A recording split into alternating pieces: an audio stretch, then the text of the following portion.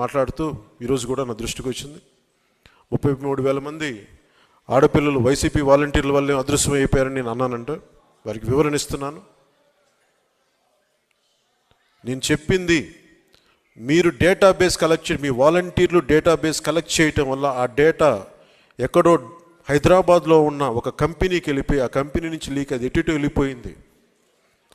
అదే చెప్పాను తప్ప ఏ రోజు కూడా వాలంటీర్ వ్యవస్థ సంపూర్ణంగా వాళ్ళు చేశారని నేను ఇప్పుడు అనలేదు.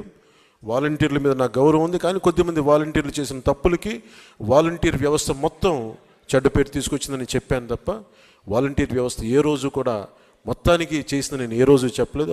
ముఖ్యంగా వాలంటీర్స్గా పనిచేస్తున్న యువతకు ప్రత్యేకించి తెలియజేస్తాం, మీ భవిష్యత్తుకు కూడా మేమందరం అండగా నిలబడి ఉంటామని తెలియజేసుకుంటున్నాం. ఈ ఉద్దేశంలో ఈ క్రమంలో జగన్ గారు ఒక నిజమైతే చెప్పారు. 33,000 మంది ఆడపిల్లలు ఆంధ్రప్రదేశ్ నుంచి అదృశ్యమైతే ఆయన అయితే చెప్పారు. ముందు నేను చెప్పినప్పుడు ఎవరు నమ్మలేదు. కేంద్ర హోంశాఖ సహాయ మంత్రి చెప్పిన తర్వాత ఇది బయటకు వచ్చింది, అప్పుడు అందరూ నమ్మారు. ఈ రోజుకి ఒక ప్రెస్ మీట్ పెట్టని వ్యక్తి నన్ను కానీ నాయకులు తెలుగుదేశం పార్టీ జాతీయ అధ్యక్షులు ఆయన తిట్టడం తప్ప మా ఇద్దరిని తిట్టడం తప్ప అతనికి వేరే పని లేదు. అలాగే ఆర్వి రామారావు గారు కూడా మీరు ఒకసారి జగన్కి మీరు క్లాస్ వారి గురించి ఒక చిన్న పాఠం తీసుకోవాలి. ఆయనకి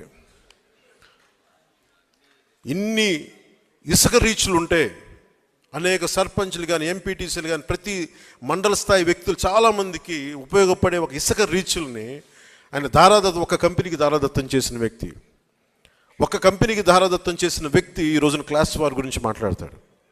ఎంటైర్ మైనింగ్ని కొద్దిమందికి అసలు దాదాపు ఈ పుస్తకంలో చెప్పిన 2,600 కోట్ల ఎంతో పైచిలుకు అన్యాయం జరిగింది, ట్యాక్స్ రూపంలో రావాల్సింది కేవలం కొద్ది కంపెనీలకి కలెక్షన్ కంపెనీలు కట్టుబెట్టారని చెప్పిన ఇది కూడా ఉదహరించారు మన సురేష్ కుమార్ గారు. ఇలాంటి కోకలలు. సో క్లాస్ వార్ గురించి ముఖ్యమంత్రి జగన్కి చాలా బలమైన పాఠం భవిష్యత్తులో తీసుకుంటాం. జగన్ మర్చిపోకు.